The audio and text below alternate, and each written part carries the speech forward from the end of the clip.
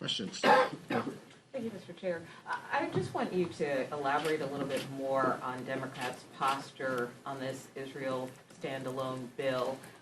Why are you recommending a no vote, and are you concerned that you may be putting some of your members in a difficult spot? No, we're recommending a no vote because this is bad for national security. It's a bad precedent to set. It costs resources. But we have never conditioned emergency aid like we have done under Speaker Johnson this week. This is wrong. This is wrong for Israelis. This is wrong for the region.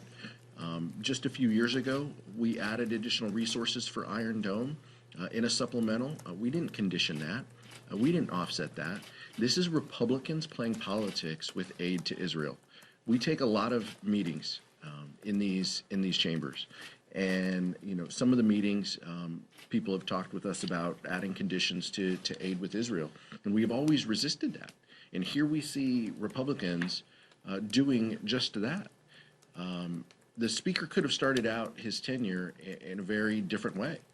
We could have sent, 400. We could have put 400, people on support of a bill to send aid to Israel. He chose not to do that and to politicize those efforts. It's wrong. It's dangerous. The Democratic caucus will not support that. And members will vote how they need to, but we are strongly in opposition of this because we feel that a bipartisan solution will come. A bipartisan emergency supplemental will come at some point from the Senate that looks out for our allies and friends, but does so in a responsible way that doesn't set a terrible precedent for national security. That bill that you just, Mr. Chairman, brought up from the Senate will include border security policies that are being crafted by Republicans. Speaker Johnson said that it is his intention to pair Ukraine aid with border security.